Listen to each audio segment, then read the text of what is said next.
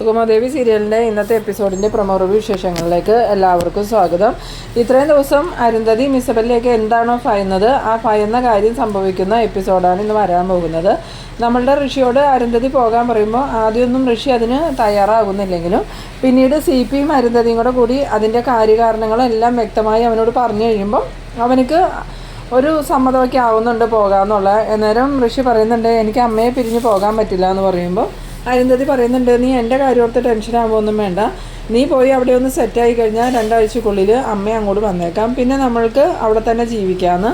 ആ സമയത്ത് ഋഷി ചോദിക്കുന്നുണ്ട് അമ്മ പറയണത് നേരാണോ, അമ്മ അങ്ങോട്ട് വരുമോ എന്ന് ചോദിക്കുമ്പോൾ പിന്നില്ലാതെ എന്തായാലും ഇവിടുത്തെ പ്രശ്നങ്ങളൊക്കെ ഒന്ന് സോൾവ് ആക്കട്ടെ എന്നിട്ട് ഞാൻ അങ്ങോട്ട് വരാം. പിന്നെ നീ മരിച്ചു എന്നുള്ള ധാരണയിലാണല്ലോ ഇപ്പോൾ പ്രശ്നങ്ങൾ നടന്നുകൊണ്ടിരിക്കണേ, നീ ജീവിച്ചിരിക്കുന്നുണ്ടെന്ന് മനസ്സിലായി കഴിഞ്ഞാൽ അവർ കേസും കാര്യങ്ങളൊക്കെ ആയിട്ട് മുന്നോട്ട് പോകാൻ സാധ്യതയുണ്ട്. അതെല്ലാം ഒന്ന് കെട്ടടങ്ങിയതിന് ശേഷം നീ ഇങ്ങോട്ട് വരുവാണെങ്കിൽ പിന്നെ നമുക്ക് പ്രശ്നമൊന്നും ഉണ്ടാവില്ല, നമുക്ക് സമാധാനമായിട്ട് ഇവിടെ ജീവിക്കാമെന്ന്. ആ സമയത്ത് CPയും പറയുന്നുണ്ട് അത് മേഡം പറഞ്ഞത് നേരെ ഋഷിമോനെ, ഇപ്പോൾ തൽക്കാലം നീ ജീവിച്ചിരിക്കുന്നുണ്ടെന്ന് അവർ അറിഞ്ഞിട്ടുണ്ടെങ്കിൽ വലിയ പ്രശ്നമാവും. എന്തായാലും നീ ഇവിടുന്ന് പോയതിന് ശേഷമാണെങ്കിൽ അത് വലിയ കുഴപ്പമൊന്നുമില്ലാണ്ട് തീർന്നു പോയിക്കോളൂ. പിന്നീട് കാണിക്കുന്നത് നമ്മളുടെ നന്ദനയും ദേവികേനെയാണ്.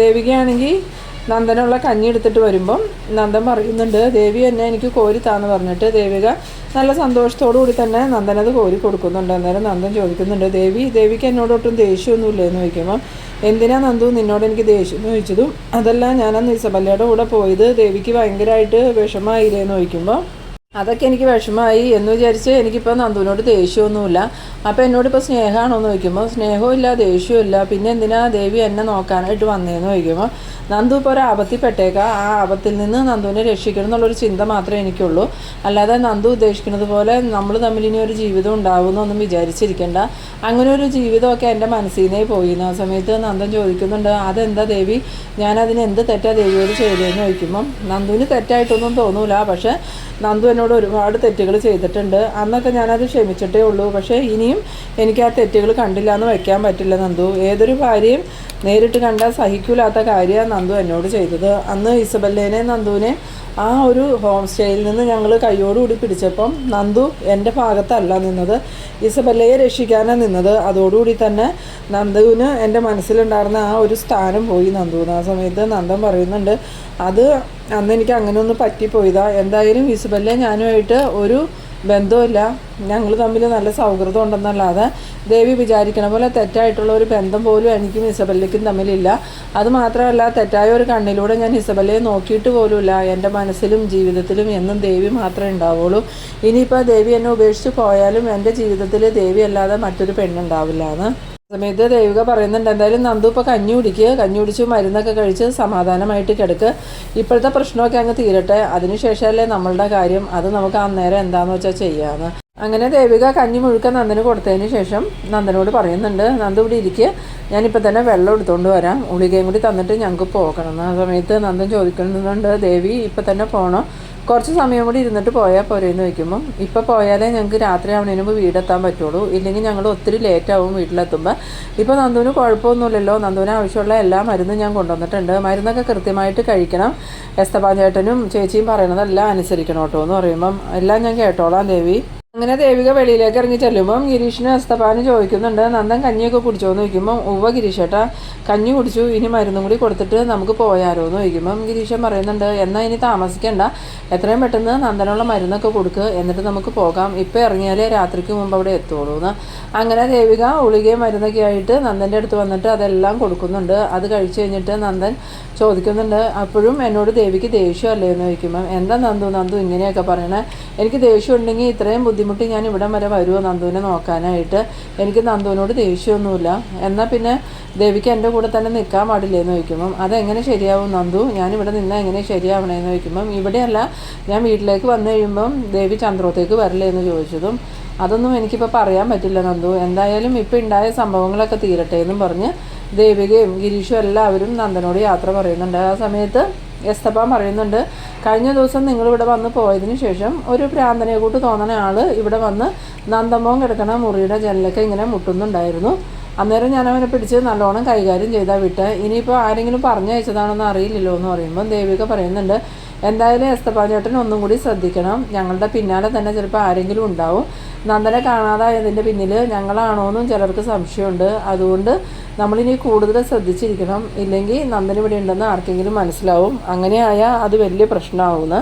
ആ സമയത്ത് എസ്തപ്പാൻ പറയുന്നുണ്ട്, മോള് പേടിക്കണ്ട, ഞാൻ നല്ലോണം നന്ദൻ സാറിനെ നോക്കിക്കോളാം. പിന്നീട് ഗിരീശൻ പറയുന്നുണ്ട്, എന്തായാലും ഞാൻ നന്ദനോടൊന്ന് പറഞ്ഞിട്ട് വരാമെന്നും പറഞ്ഞ് റൂമിലോട്ട് പോകുന്നുണ്ട്. ഗിരീഷിനെ കണ്ടതും നന്ദൻ ഭയങ്കര സങ്കടത്തോടുകൂടി ഗിരീഷിനോട് പറയുന്നുണ്ട്, ഗിരീഷേട്ടാ ദേവിക്ക് എന്നോട് ഇപ്പോഴും ദേഷ്യമാണ്. ആ സമയത്ത് ഗിരീഷ പറയുന്നുണ്ട്, അതൊന്നും സാരമില്ല നന്ദ, എന്തായാലും നീ അങ്ങനെയൊക്കെയല്ലേ ചെയ്തത്, അതിൻ്റെ ഒരു ദേഷ്യം ദേവികയ്ക്ക് ഉണ്ടാവും. പക്ഷേ നിൻ്റെ കാര്യത്തിൽ ഇപ്പോൾ ദേവിക ഭയങ്കരമായിട്ട് കഷ്ടപ്പെടുന്നുണ്ട്, അതുകൊണ്ട് ദേഷ്യമൊക്കെ മാറി നിങ്ങൾക്ക് ഇനി നല്ലൊരു ജീവിതം ഉണ്ടാവുമെന്ന് തന്നെയാണ് എൻ്റെ പ്രതീക്ഷ എന്ന് പറയുമ്പോൾ നന്ദൻ പറയുന്നുണ്ട്, എനിക്ക് അങ്ങനെ ഒരു പ്രതീക്ഷയൊന്നുമില്ല ഗിരീഷേട്ടാ, ദേവിക്ക് എന്നോട് ഭയങ്കര ദേഷ്യം തന്നെയാണ്. എന്തായാലും നീ ഇപ്പോൾ അതൊന്നും ഓർത്ത് ടെൻഷനാവണ്ട, തൽക്കാലം സമാധാനമായിട്ട് കിടക്കുക, ഞങ്ങൾ എന്തായാലും ഇറങ്ങട്ടെ എന്നും പറഞ്ഞ് നന്ദനോട് യാത്ര പറഞ്ഞ് ഗിരീഷൻ പുറത്തേക്ക് ഇറങ്ങി വരുന്നുണ്ട്.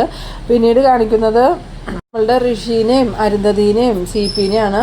CPനോട് അരുന്ധതി പറയുന്നുണ്ട്, CP നല്ലോണം ശ്രദ്ധിച്ച് വേണം ഋഷീനെ കൊണ്ട് പോകാൻ, ആരുടെയും കണ്ണിപ്പെടരുത്, ഒരു മാസ്കും തൊപ്പിയൊക്കെ വെച്ചുകൊണ്ട് ഇവിടുന്ന് ഇറങ്ങിക്കോ, ഇല്ലെങ്കിൽ ആരെങ്കിലും കണ്ട് പ്രശ്നമാവാനിടയുണ്ട്.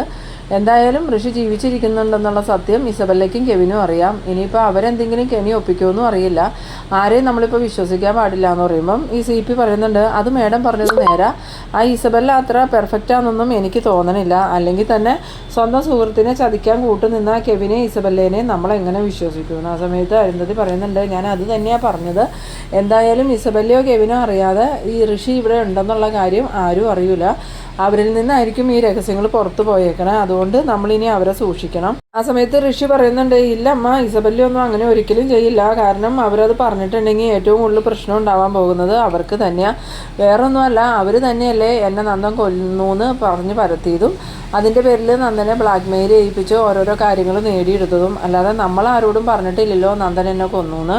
എന്തായാലും ഈ പ്രശ്നമൊക്കെ നീ ഇവിടെ വിട്ടേരെ, ഇതൊക്കെ അമ്മ നോക്കിക്കോളാം, നീ സന്തോഷമായിട്ട് പോയിക്കോ എന്ന് പറയുമ്പോൾ അമ്മ എത്രയും പെട്ടെന്ന് അങ്ങോട്ട് വരില്ലേ എന്ന് ചോദിക്കുമ്പോൾ ഉവ്വ മോനെ ഞാൻ വരുമെന്നും പറഞ്ഞ് അരുന്ധതി നിന്ന് കരയുന്നുണ്ട്.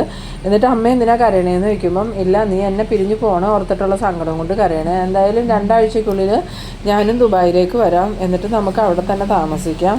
എന്നാൽ ശരിയമ്മേ ഞങ്ങൾ ഇറങ്ങുവാന്നും പറഞ്ഞ് ഋഷിയും CPയും കൂടി പുറത്തേക്ക് ഇറങ്ങുമ്പം അരുന്ധതിയും അവരുടെ കൂടെ തന്നെ വെളിയിലേക്ക് ഇറങ്ങി വന്നിട്ട് ബാഗൊക്കെ കാറിലേക്ക് എടുത്ത് വെച്ച് കൊടുത്തിട്ട് പറയുന്നുണ്ട്, സൂക്ഷിക്കണോട്ടോ CP, ഒരു കാരണവശാലും ആരുടെയും കണ്ണിപ്പെടരുത്. ഇതേ സമയം നമ്മളുടെ ഇസബല്ലയും കെവിനും ആണെങ്കിൽ ഋഷി അവിടെ നിന്ന് ഇറങ്ങിയോ എന്നുള്ള വിവരം അറിയാൻ വേണ്ടിയിട്ട് അരുന്ധതിയെ വിളിക്കുന്നുണ്ട്. ആ സമയത്ത് അരുന്ധതി ഫോൺ എടുത്തതും എന്താ ബെല്ലാന്ന് ചോദിക്കുമ്പോൾ അതല്ല മേഡം, ഋഷി ഇറങ്ങിയോന്ന് അറിയാൻ വിളിച്ചതാന്ന് പറയണം. ആ സമയത്ത് ഋഷിയും CPയും കൂടി ഇവിടുന്ന് പുറപ്പെട്ട് കഴിഞ്ഞു എന്ന് പറയണം. അന്നേരം ഇസബല്ല കെവിനോട് പറയുന്നുണ്ട്, ഋഷി അവിടുന്ന് പുറപ്പെട്ടെന്നാ പറഞ്ഞേ, എത്രയും പെട്ടെന്ന് നീ അവരെ വിളിച്ച് ഋഷി അവിടെ വരുന്നുണ്ടോയെന്ന് നോക്കാൻ പറയാന്ന്. അങ്ങനെ കെവിനാണെങ്കിൽ വേഗം തന്നെ ഫോണെടുത്ത് ആരെയോ വിളിച്ചിട്ട് ഈ ഋഷിയുടെ ഫ്ലൈറ്റ് നമ്പറും എല്ലാം പറഞ്ഞു കൊടുക്കുന്നുണ്ട്. അന്നേരം മറുവശത്തുനിന്നുള്ള ആൾ പറയുന്നുണ്ട്, നിങ്ങൾ ടെൻഷൻ ആവണ്ട, ഞങ്ങളതൊക്കെ നോക്കി ഫോട്ടോയോ വീഡിയോയോ എന്താണെന്ന് വെച്ചാൽ എടുത്ത് നിങ്ങൾക്ക് അയച്ചു തന്നേക്കാന്ന്. അങ്ങനെ ഫോൺ വെച്ചിട്ട് കെവിൻ വന്ന് ബെല്ലയോട് പറയുന്നുണ്ട്, ബെല്ല പേടിക്കാനൊന്നുമില്ല, ഋഷി അവിടെ ചെന്നിട്ടുണ്ടെങ്കിൽ അതിൻ്റെ ഫോട്ടോയും വീഡിയോയും എടുത്ത് അവരയച്ചു തരാമെന്ന് പറഞ്ഞിട്ടുണ്ട്. ഇനിയിപ്പോൾ ഋഷി അവിടെ ചെന്നില്ലെങ്കിലും നമുക്ക് ഋഷിയെ കണ്ടുപിടിക്കാൻ മാർഗ്ഗങ്ങളുണ്ട്. എന്തായാലും CPനെ പൊക്കിയാൽ മതി, കാര്യങ്ങളൊക്കെ നമുക്ക് മനസ്സിലാവും, ഋഷിയുടെ കൂടെ പോയേക്കുന്നത് CPയാണ്. ഇതേ സമയം നമ്മളുടെ ഗിരീഷും ദേവികയും കൂടി എസ്തപ്പാനോടൊക്കെ യാത്ര പറഞ്ഞ് കാറിലോട്ട് കയറുന്നുണ്ട്. അതേസമയം അതിനു മുമ്പ് കണ്ട ആ ഒരു മാനസിക രോഗിയാന്ന് പറഞ്ഞ അയാൾ തന്നെ അവിടെ നിന്ന് മതിലീക്കടെ പൊങ്ങി ഇങ്ങനെ നോക്കുന്നുണ്ട്. പൊങ്ങി നോക്കുന്ന സമയത്ത് നമ്മളുടെ ദേവികയൊന്നും അയാളെ കാണുന്നില്ല. ഗിരീഷിനും ദേവികയും കാറിലേക്ക് കയറുമ്പം അയാളത് പ്രത്യേകം നോട്ട് ചെയ്യുന്നുണ്ട്. എന്നിട്ട് അവർ കാറുമായിട്ട് പുറത്തേക്ക് വരുന്ന സമയത്ത് അയാൾ വേഗം തന്നെ ആ ഓരത്ത് നീങ്ങി നിന്നിട്ട് അവർ പോയി കഴിഞ്ഞും തിരിച്ച് വീണ്ടും എസ്തപ്പാൻ്റെ വീടിൻ്റെ അങ്ങോട്ട് വരുന്നുണ്ട്. ആ സമയത്ത് അയാൾ അങ്ങോട്ട് വരുമ്പം എസ്തപ്പാനും ഒക്കെ അവിടെ നിൽക്കണം കാണുമ്പം അയാൾക്ക് പേടിയായിട്ട് അയാൾ തിരിച്ചു പോകുന്നുണ്ട്. ഇനി ഇപ്പം എങ്ങാനും അവിടെ ചെന്ന് പെട്ടാൽ കഴിഞ്ഞ ദിവസം കിട്ടിയതുപോലെ തന്നെ എനിക്ക് ഇനിയും കിട്ടും, എനിക്കത് താങ്ങാനുള്ള ശക്തി ഇല്ലാന്ന് മനസ്സിൽ ഓർത്തുകൊണ്ട് അവിടെ തന്നെ പതുങ്ങി നിൽക്കുന്നുണ്ട്. എസ്തപ്പാൻ പോയതിന് ശേഷം അവിടെ ചെന്ന് നോക്കാമെന്നൊക്കെ കരുതി. എന്തായാലും എസ്തപ്പാൻ അവിടെ നിൽക്കുന്നതുകൊണ്ട് അയാൾക്ക് അങ്ങോട്ട് കയറാനേ പറ്റണില്ല. പിന്നീട് കാണിക്കുന്നത് നമ്മളുടെ ഗിരിയും ദേവികയും കൂടി കാറിലിങ്ങനെ പോണ സമയത്ത് കുറച്ച് ദൂരം ചെന്നതും വഴി ബ്ലോക്ക് ആവുന്നുണ്ട്. ആ സമയത്ത് ദേവിക ഗിരിയോട് പറയുന്നുണ്ട്, എന്തായാലും കുറേ കാര്യങ്ങൾക്ക് സമാധാനമായി ഗിരീഷേട്ടാ, നന്ദുവിന് പനിയാന്ന് പറഞ്ഞപ്പോൾ ഞാൻ ആകെ പേടിച്ചു പോയായിരുന്നു എന്ന് പറയുമ്പം ഗിരീഷൻ ചോദിക്കുന്നുണ്ട്, അപ്പോൾ ദേവികയ്ക്ക് ഇപ്പോഴും നന്ദുവിൻ്റെ കാര്യത്തിൽ ടെൻഷൻ ഉണ്ടോയെന്ന് ചോദിക്കുമ്പോൾ അതെന്താ ഗിരീഷേട്ടൻ അങ്ങനെ ചോദിക്കുന്നത്? എനിക്ക് നന്ദുവിൻ്റെ കാര്യത്തിൽ ടെൻഷൻ ഇല്ലാണ്ടിരിക്കുമോ? അന്നേരം ഗിരീഷൻ ചോദിക്കുന്നുണ്ട്, അപ്പോൾ ഇനി മുന്നോട്ട് ദേവിക നന്ദുവിൻ്റെ കൂടെ ജീവിക്കുമെന്ന് ചോദിക്കുമ്പം അതിനെക്കുറിച്ചൊന്നും ഞാൻ ഇതുവരെ തീരുമാനിച്ചിട്ടില്ല ഗിരീഷേട്ട. അത്ര പെട്ടെന്ന് ഉണങ്ങാൻ പറ്റിയ മുറിവൊന്നും അല്ല നന്ദനെ എനിക്ക് തന്നേക്കണേ. അത് ഗിരീഷേട്ടനും അറിയാവുന്നതല്ലേ. എന്നിട്ടും ഗിരീഷേട്ടൻ എന്താ എന്നോട് ഇങ്ങനെ ചോദിക്കണമെന്ന് ചോദിക്കുമ്പം, അല്ല ദേവിക, ഞാനൊന്ന് അറിയാൻ വേണ്ടി ചോദിച്ചതാ. നന്ദൻ എന്തായാലും ദേവികയുടെ കൂടെ തന്നെ ജീവിക്കണമെന്ന ആഗ്രഹം, അതുപോലെ പ്രഭാവതി മേഡം അത് തന്നെ ആഗ്രഹിക്കണേന്ന് പറയുമ്പോൾ ദേവിക പറയുന്നുണ്ട്, മറ്റുള്ളവരുടെ ആഗ്രഹത്തിനനുസരിച്ച് നമുക്ക് ജീവിക്കാൻ പറ്റുമോ ഗിരീഷേട്ടാ? എന്തായാലും ഇനി ഞാൻ എൻ്റെ സന്തോഷത്തിന് വേണ്ടിയാണ് ജീവിക്കാൻ തീരുമാനിച്ചേക്കണം, മറ്റുള്ളവർക്ക് വേണ്ടി ഞാൻ ജീവിക്കണില്ല എന്ന്. അങ്ങനെ ഇവർ സംസാരിച്ച് നിൽക്കുന്ന സമയത്ത് തന്നെ നമ്മളുടെ ഋഷിയും CPയും പോകുന്ന ആ ഒരു കാറ് ദേവികയുടെ കാറിൻ്റെ ഇപ്പുറത്തായിട്ട് വന്ന് കിടക്കുന്നുണ്ട്. ഈ സമയം ദേവികയാണെങ്കിൽ അവരെയും കാണുന്നില്ല, അവർ ദേവികേനെയും കാണുന്നില്ല. അങ്ങനെ നമ്മളുടെ ഗിരീഷാണെങ്കിൽ ഇങ്ങനെ സംസാരിച്ചിട്ട് സൈഡിലേക്ക് നോക്കുന്ന സമയത്താണ് ഈ ഒരു കാർ അടുത്ത് കിടക്കണം കാണുന്നത്. പെട്ടെന്ന് തന്നെ ഗിരീഷിനെ അതിൽ ഋഷിയെ ഒരു മിന്നായം പോലെ കാണുന്നുണ്ട്. അപ്പോൾ തന്നെ ഗിരീഷ് വേഗം തന്നെ ദേവികയോട് പറയുന്നുണ്ട്, ദേവിക ആ ഒരു കാറിലേക്ക് നോക്കിക്കേ, അതിലാരാന്ന് നോക്കിയെന്ന് പറയുന്നു. ആ സമയത്ത് ദേവിക അങ്ങോട്ട് നോക്കിയതും ആ കാറിൻ്റെ അകത്ത് ഋഷിയെ കണ്ടിട്ട് ആദ്യം ദേവിക ഇത് പ്രേതാണോ എന്ന് വിചാരിക്കുന്നുണ്ട്. പിന്നീട് ദേവിക ഒന്നും കൂടി നോക്കുമ്പോൾ ഋഷിയുടെ അടുത്ത് തന്നെ CP ഇരിക്കുന്നത് കാണുന്നുണ്ട്. അന്നേരം ദേവിക പറയുന്നുണ്ട്, അത് ഋഷിയും CP സാറും ആണല്ലോ, അപ്പോൾ ഈ ഋഷീനെ ഇവർ തന്നെയാണ് കസ്റ്റഡിയിൽ വെച്ചേർന്നേ ഇല്ലേന്ന്. ആ സമയം ഗിരീഷൻ പറയുന്നുണ്ട്, നമ്മളിപ്പോൾ എന്ത് ചെയ്യും ദേവിക എന്ന് ചോദിക്കുമ്പം, എന്തായാലും ഗിരീഷേട്ടന് ഇപ്പോൾ വണ്ടിയിൽ നിന്ന് ഇറങ്ങണ്ട, നമ്മളെ കണ്ടു കഴിഞ്ഞാൽ അവരെങ്ങടാ പോകണമെന്ന് പറയാൻ പറ്റില്ല, നമുക്ക് ആ കാറിനെ ഫോളോ ചെയ്ത് തന്നെ പോകാമെന്ന്. അങ്ങനെ ഗിരീഷൻ ആ കാറിനെ ഫോളോ ചെയ്യാൻ തീരുമാനിച്ചിട്ട് ദേവിക അപ്പം തന്നെ ഫോണെടുത്ത് ആർക്കൊക്കെയോ വിളിക്കുന്നുണ്ട്. എന്നിട്ട് ആ വണ്ടീനെ ഫോളോ ചെയ്യാനും അതിലുള്ളവരെ കസ്റ്റഡിയിൽ എടുക്കാനും പറയുന്നുണ്ട്. മിക്കവാറും അത് പോലീസിനോട് തന്നെയായിരിക്കും. എന്തായാലും ദേവികയുടെ വണ്ടി ഋഷിയുടെ വണ്ടീനെ ഫോളോ ചെയ്ത് പോകുന്ന ആ ഒരു സീനിലാണ് ഈ എപ്പിസോഡ് അവസാനിക്കുന്നത്. അങ്ങനെ അരുന്ധതിയൊക്കെ മറച്ചു വെച്ച ആ ഒരു രഹസ്യം ദേവികയും ഗിരീഷും കണ്ടുപിടിക്കുകയാണ്. ഇനിയിപ്പോൾ അടുത്ത എപ്പിസോഡിൽ തന്നെ നമ്മളുടെ ഋഷിയെ ദേവികയും ഗിരീഷും കൈയോടുകൂടി പിടിക്കുന്ന എപ്പിസോഡാണ് ഇനി വരാൻ പോകുന്നത്. എന്തായാലും നിങ്ങൾ എൻ്റെ വീഡിയോ ആദ്യമായി കാണുന്നവരാണെങ്കിൽ എൻ്റെ ചാനലൊന്ന് സബ്സ്ക്രൈബ് ചെയ്യാനും എൻ്റെ വീഡിയോ നിങ്ങൾക്ക് ഇഷ്ടമായാൽ ലൈക്ക് ചെയ്യാനും ഷെയർ ചെയ്യാനും മറക്കരുത്. അപ്പോൾ ഇതുപോലെ ഇൻട്രസ്റ്റിംഗ് ആയിട്ടുള്ള അടുത്തൊരു എപ്പിസോഡുമായി നമുക്ക് വീണ്ടും കാണാം. അതുവരേക്കും ബൈ ബൈ.